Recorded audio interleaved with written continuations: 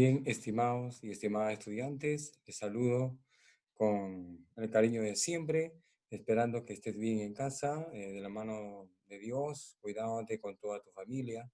Les habla el profesor Luis Basauri Castillo y en esta oportunidad vamos a hablar acerca de la aparente prosperidad económica en el Perú. En otras palabras, la prosperidad falaz que hubo por la venta del guano, la imagen que está al fondo, representan a la ave principal del guano del Perú, que fue el guanay.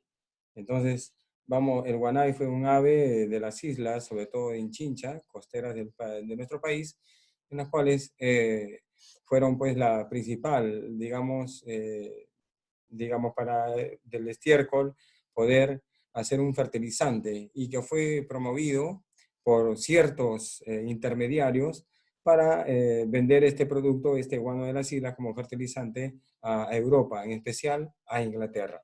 Entonces, vamos a dar ya en nuestra parte de esta sesión sobre lo que es la aparente prosperidad económica en el Perú. Y vamos a ir con la siguiente diapositivas. Tenemos acá la prosperidad falaz, que fue un periodo entre 1845 y 1872. ¿Qué pasó en este tiempo? Fueron 27 años que duró, digamos, esta exportación, este producto, esta bonanza, entre comillas, ¿no? Donde el Estado peruano obtuvo grandes ingresos económicos por la explotación y comercialización del guano de las islas, que fue un fertilizante orgánico. ¿Qué significa? Era directo, fertilizante, era directo a la tierra, ¿no? No había un proceso químico como hoy sí existe, ¿no? Entonces, en este tiempo, esta ave guanay, de las islas de Chincha, de Perú, más que todos, en la región de Ica, era, pues, digamos, exportado como un fertilizante orgánico. Bueno, y como ya le dije, este fertilizante orgánico estaba exportado hacia Europa. Entonces, aquí tenemos también, también otras aves guaneras, y aquí la gente como también, digamos, empezaba a recolectar, digamos, este guano que era utilizado como un fertilizante. El término de prosperidad falaz se debe a este historiador peruano que escribió también Historia de la República del Perú, tiene como 12 tomos, y él es quien también figura en el billete de 100 soles, ¿no? Jorge Basadre Groman, tagneño de nacimiento. Entonces, este es un personaje, un historiador que habla mucho acerca de la historia de la República del Perú y llama a este proceso, digamos, desde el primer gobierno, desde 1845, primer gobierno de Ramón Castilla, ¿no? Hasta 1872, que vamos a ver después, y lo llama la prosperidad falaz. ¿Qué significa falaz? No, prosperidad ya sabemos, ¿no? Pero falaz, ¿qué significa? Camuflado, ¿no? Un fraude, que fue una mentira. Bueno, tiene varias denominaciones esta palabra. Sigamos. Vamos a continuar con el siguiente. Y el siguiente nos habla acerca de las características de la prosperidad falaz. Vemos en esta imagen, acá dice hospital para enfermos. ¿De qué sufren? De impuestitis. Esta es una caricatura, la manera de, digamos, cómica, ¿no? Dice acá, hospital para enfermos, impuestitis, de los impuestos, ¿no? Y que fue prácticamente el producto, como digo, del guano, ¿no? Hay muchas personas que, que tuvieron a bien sacar de este producto el más alto provecho, pero para beneficio propio de ellos. Dentro de las características económicas, el Perú creció gracias a los negocios de guano. En un primer momento sirvió para, digamos, menguar la deuda externa que teníamos. Y hubo un equilibrio durante el primer gobierno de Ramón Castilla, hubo un equilibrio económico que fue muy bien aprovechado, y bueno, pero después ya vinieron las malversaciones, vino la corrupción, y por eso es que se le llama falaz, ¿no? Entonces, ¿qué permitió la ganancia del guano? La ganancia del guano permitió que las actividades como la minería pasen a un segundo plano y se convirtió, miren, el estiércol de esta ave se convirtió en el producto número uno. Tanto así que el Perú era el único, digamos, como un monopolio, el único productor, digamos, de este insumo o de esta materia prima, digamos, del excremento de estas aves llamado guano. Entonces el Perú fue el único que tuvo este excremento. Y en este caso los ingleses y otros países europeos vieron que en Perú había digamos, este negocio, había esta materia, ¿no? Este insumo para cultivar y fertilizar las tierras de manera natural. Entonces, esto va a hacer también que más adelante países como Chile, ¿no? Se interesen en el guano y, bueno, quieran también ellos tratar de introducirse por intermedio de la guerra, ¿no? La guerra, por eso se llama la guerra del guano y del salitre, que más adelante vamos a ver. Entonces, podemos ver entonces que en el aspecto económico favoreció mucho en un principio, digamos, la exportación del guano. Ya después aparecen, más adelante lo vamos a ver, a los consignatarios. Los consignatarios que hubieron extranjeros, pero también peruanos. Y ellos se enriquecieron, ¿no? Porque actuaron como intermediarios entre el Estado y los barcos ingleses que venían a estas islas para llevarse el guano. Entonces el Estado, para no meter su mano ahí, prefirió ver intermediarios para que vendan el guano. ¿Qué hubiera pasado si el Estado hubiera sido el vendedor directo, ¿no? Otra cosa hubiera sido. Tal vez no hubiera habido tanta corrupción, de repente el desarrollo económico hubiera sido más alto para el Perú, se hubieran hecho muchas cosas más. Pero esta designación de querer tener intermediarios trajo por consiguiente la corrupción.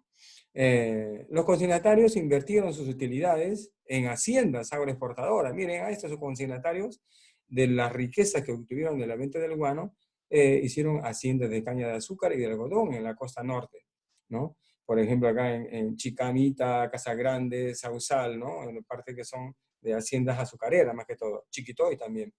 Entonces, de ahí, ¿qué sumergen? Surge como consecuencia la burguesía guanera, o sea, los grandes empresarios, los grandes comerciantes del guano. ¿Quiénes fueron? Los consignatarios. Luego, tenemos también acá otras características. Entonces, ¿qué pasó con la venta del guano? ¿Qué se produjo? El aumento de la burocracia estatal, ¿no? Los burócratas, ¿no? Entonces, digamos, las personas que obtuvieron el más alcance a la comercialización del guano se convirtieron, pues, en personas adineradas, burócratas, ¿no? Y de funcionarios públicos, inclusive, ¿no? Del Estado peruano. Se formó también un mercado abierto, claro, porque el Perú tenía el monopolio del guano, era el único, y venían de muchos países, venían a comprarse el guano. Pero aquí hubo una cosa, que Inglaterra también se dispuso que solamente a ella tenían que solamente vender, ¿no? A Inglaterra. ¿Por qué? Porque ellos se comprometían a pagar la deuda externa del Perú, ¿no? Entonces, pero en sí se formó un mercado interno abierto de esta manera, ¿no? Para todos que podían comercializar con el Perú. Y hubieron grandes ingresos productos de la venta del guano, ¿no? Con eso hicieron ferrocarriles, hicieron industrias, ¿no? El comercio se acrecentó, compraron barcos, etcétera, etcétera. Entonces, en un primer momento esto favoreció mucho al Perú. Como le dije, favoreció a la burguesía nacional, a los más altos, poderosos, digamos, emprendedores, economistas de esta época. Pero ¿qué pasó? Como una consecuencia, pasó aquí, lo que yo le dije, ¿no? Fue la corrupción y el despilfarro fiscal, ¿no? ¿Qué significa despilfarro? Que tú podías comprar, hacer ferrocarriles, construir redes ferroviarias, traer esto, lo otro, gastar en fiestas, banquetes, qué sé yo, despilfarro. O sea, gastar en demasía el dinero, en cosas vanas. Y también se produjo el caudillismo y el clientelismo, o sea, los clientes, ¿no? El caudillismo por parte de las fuerzas militares y el clientelismo por parte de la sociedad peruana, ¿no? Y también se dieron la lucha entre conservadores y liberales. ¿Quiénes eran los conservadores? Los conservadores eran aquellos que practicaban la autoridad para manejar el poder y los liberales eran más demócratas que autoritarios. Entonces hubo una lucha entre ellos y va a haber algunas guerras civiles también. Entonces vamos a pasar a los sistemas de venta del guano en esta etapa. La economía guanera, formas de explotación y comercialización. Nos dice que la economía guanera, les había dicho que implantaron acá en Perú designaron a intermediarios. Esos intermediarios para la venta de este guano se les llamó consignatarios. ¿Qué era una consignación? Una consignación era un contrato de explotación y comercialización que tenía el Estado peruano con empresarios, generalmente nacionales, ¿no? Quienes obtenían un porcentaje. En un principio fue un 5%, después quisieron el 20%, ¿no? Y aparte de eso, más los cobros de los gastos por el transporte. Imagínense, si de las islas, ahí nomás estaban los barcos, ¿no? Ellos no tenían por qué pagar el transporte, porque eso ya estaba fletado, ya estaba pagado, ¿no? Ellos, venían los ingleses con sus barcos, ellos pagaban por cada saco, por decir, ¿no? Por decir, 500 pesos, ¿no? Entonces, y luego ellos solamente se encargaban, los consignatarios tenían gente que trabajaban con ellos, ¿no? Gente así como campesinados que trabajaban con ellos en esta explotación y se encargaban solamente de llevar los sacos en unas carretillas o unos carreteros, ¿no?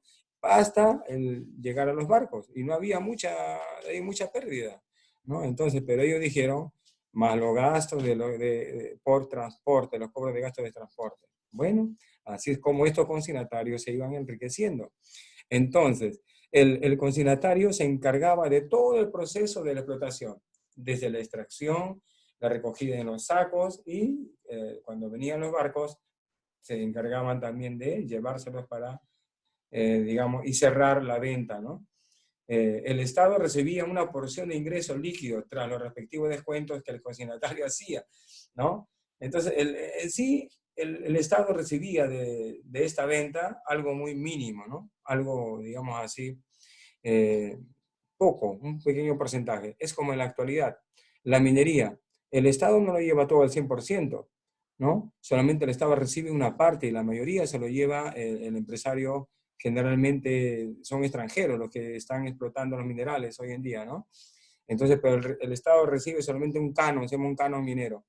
Y ese canon también está reflejado en que esta minería se compromete a no contaminar, se compromete a dar trabajo a los lugareños, se comprometen a hacer carreteras, hospitales, colegios dentro del canon minero, ¿no?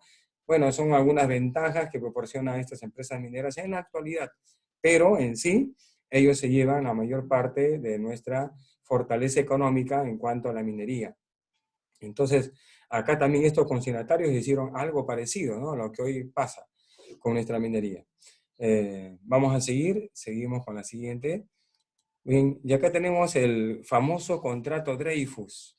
El contrato Dreyfus fue un acuerdo comercial entre el Estado y la casa judío-francesa Dreyfus Hermanos, firmado el 5 de julio de 1869. ¿Qué permitía este contrato?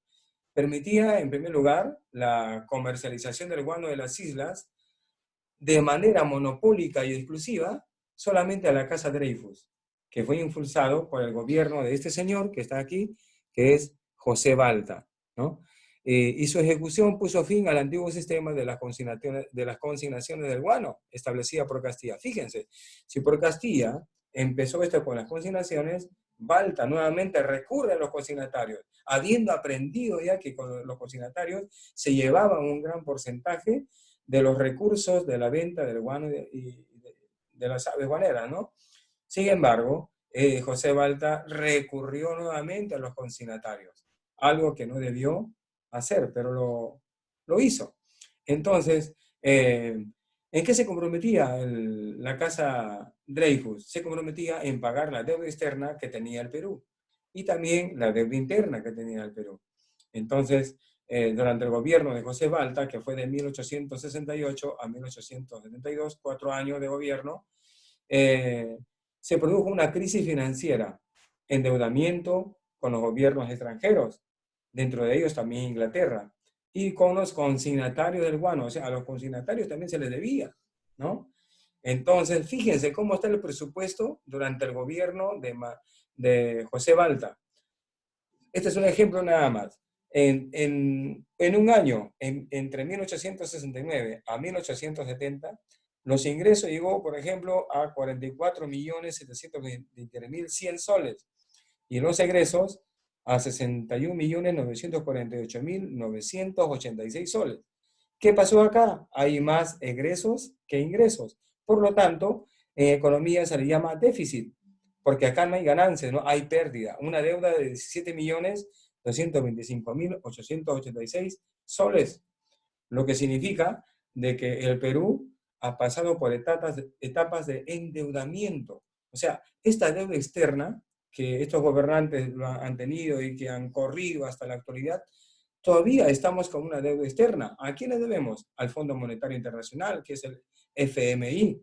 Debemos también al BM, que es al Banco Mundial, y a otros países que también el Perú está endeudado y que en la actualidad se sigue pagando la deuda externa. No vayan a pensar que está bien, tenemos una buena economía, como dicen ahorita el gobierno, la ministra de Economía, también, ¿no? La ministra Alba también nos dice que estamos bien, por eso que el Estado está dando bonos, tenemos el Tesoro Público, donde es, digamos, el lugar donde se guardan las ganancias de las exportaciones, ¿no? De todos los alquileres, del canon minero, qué sé yo, entra y el Banco Central de Reserva de Perú es, digamos, la fuente de almacén del dinero del tesoro público que tiene el país. Entonces, pero esas deudas que estos antiguos gobernantes han tenido, se ha ido manteniendo, ¿no? Claro que unos más que otros se endeudaban. Entonces, ante este endeudamiento, era necesario que los presidentes acudan a un auxilio, a alguien que ayude para resolver este problema de la deuda. Y lo encontró en la casa Dreyfus Hermanos, y ellos tomaban el control del guano, pero a cambio le daban al Perú cierta cantidad de dinero para pagar la deuda externa y también la interna. Bien, pasamos con la siguiente. Y aquí vamos a ver más o menos ahí que tenemos un esquema de cómo es el proceso de la venta del guano. Bien, tenemos entonces acá a tres, digamos, agentes. Un agente es el Estado. El otro agente es, digamos, la casa de contratación, que era la casa Dreyfus, ¿no? Entonces, y el otro ya era la venta al mercado internacional, que en este caso son los ingleses. Muy bien, entonces el proceso es este, ¿no? La casa Dreyfus se comprometía a pagar al Estado, ¿no? Que era propietario del guano y de las islas. Y el Estado, como era propietario, se encargaba de hacer un monopolio comercial de solamente vender a la casa Dreyfus y ellos se encargaban de vender a otros países que ellos quisieran. Pero el Estado peruano no podía, digamos, buscar a otros intermediarios. Solamente se produjo un monopolio. Mono es uno y polio es mercado. Un solo mercado con los Dreyfus hermanos, la casa judío-francesa. Y los Dreyfus se encargaban a cambio de explotar el guano de las islas, del Guanay, ¿no? Y este guano, la misma compañía de Dreyfus los vendía al mercado internacional. Entonces, esta es la forma, digamos, como era el esquema del contrato de venta. Entonces, los principales agentes, el Estado y la casa de contratación, Dreyfus Hermanos. Entonces, esto va a perjudicar la economía del país, de hecho, ¿no? Pero a veces muchos historiadores dicen que no había otra, que teníamos que entregar el guano a esta compañía porque el Perú estaba ya casi en una bancarrota, como lo habíamos visto con el presidente José Balta. ¿Qué pasó con José Balta? José Balta era amante de los ferrocarriles y contrató digamos, experto, apellida Meis, para que construya los ferrocarriles. Y construyó muchos ferrocarriles, pero hubo un despilfarro de dinero y hubo también, como habían visto, corrupción, ¿no? Entonces la corrupción en el Perú no es de hoy, ¿no? Viene desde antes, solo que hoy en la actualidad la corrupción ya se ha hecho de manera pues general, 360 grados, ¿no? Imagínense, hay casos de personal que en esta emergencia que estamos, hay corrupción dentro de ellos. Ustedes lo han visto seguramente en las noticias. Pero bueno, esa es parte, digamos, la parte negativa de nuestro país que nos toca pasar. ¿Qué presidentes estuvieron a lo largo de esta prosperidad falaz, como lo llama Jorge Basadre Groman? Eh, Acá tenemos los gobernantes. Ramón Castilla en su primer gobierno, que hizo muy bien, de 1845 a 1851. Fue el único gobernante, parece que duró 6 años su gobierno, ¿no?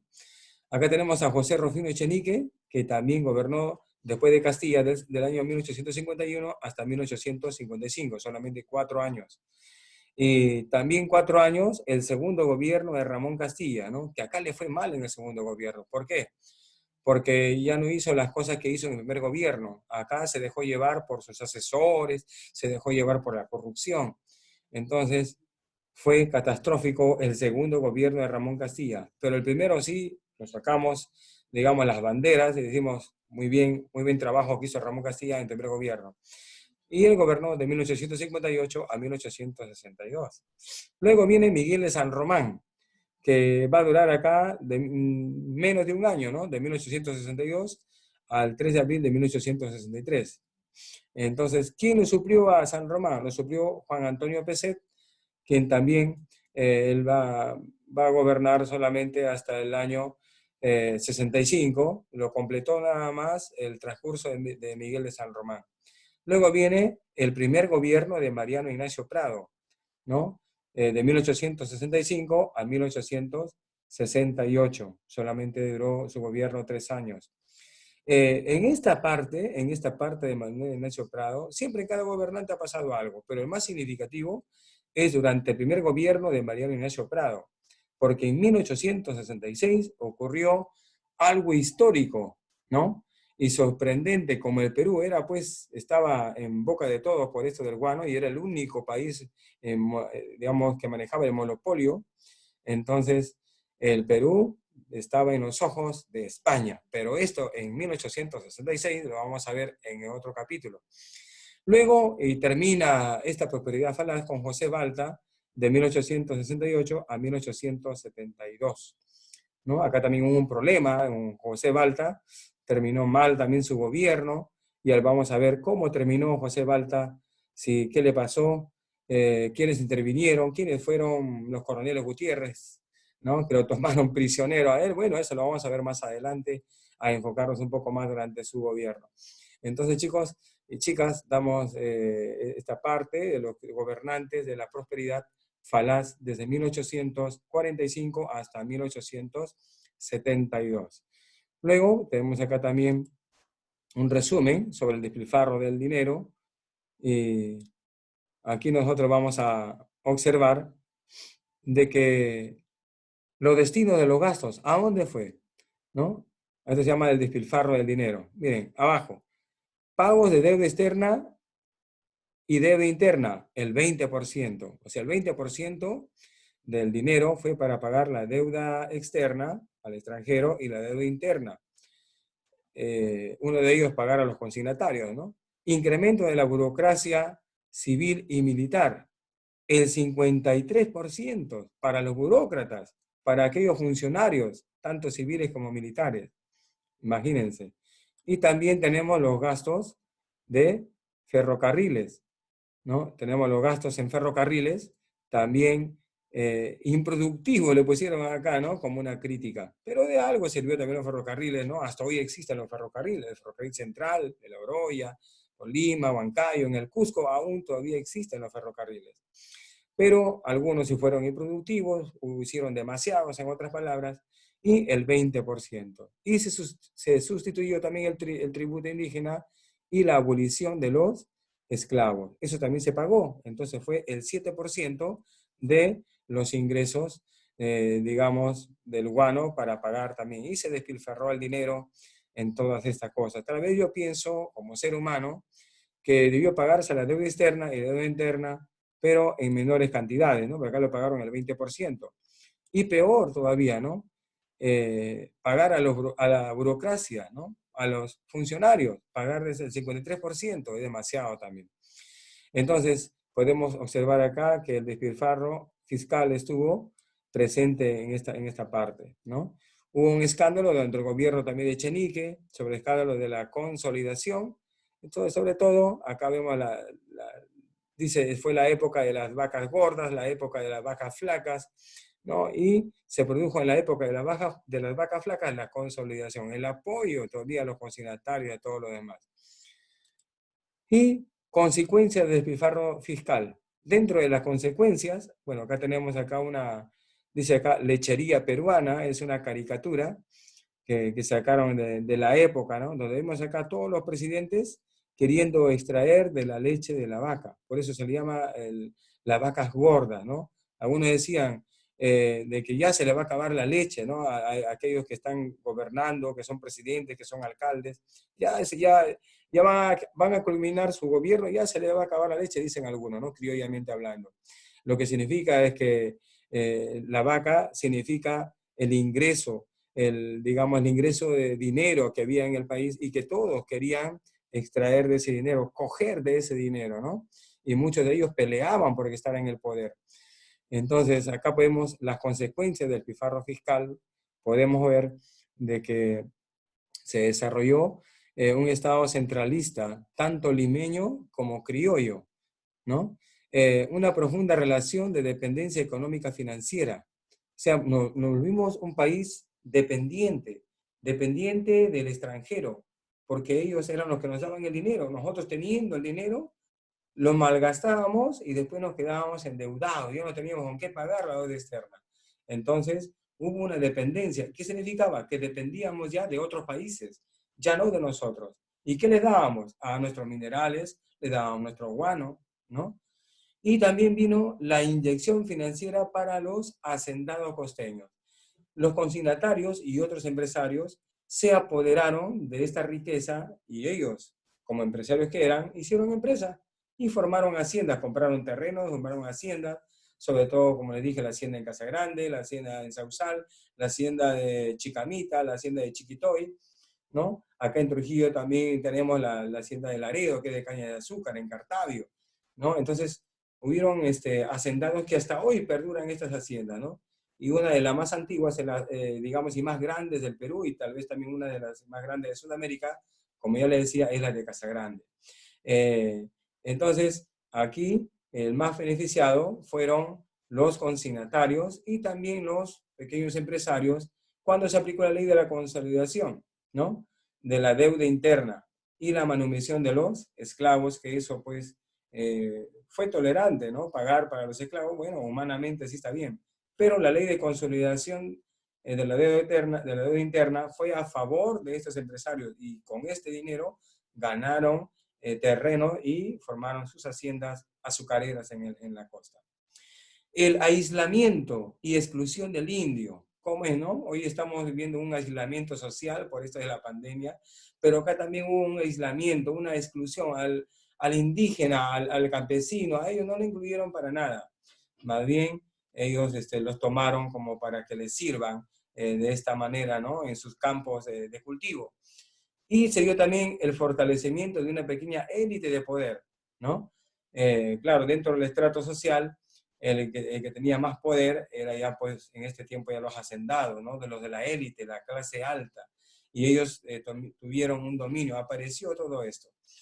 Y entonces, esto podemos decir que tenemos en resumen acerca de la prosperidad falaz, que fue, como le digo, falaz, algo, una prosperidad mentirosa, una prosperidad mal invertida, fue una prosperidad que los recursos económicos fueron malgastados, hubo un despilfarro, una prosperidad mentirosa, una irreal, ¿no? Podríamos decirlo así, y así como le dice Jorge Basadre, una prosperidad falaz.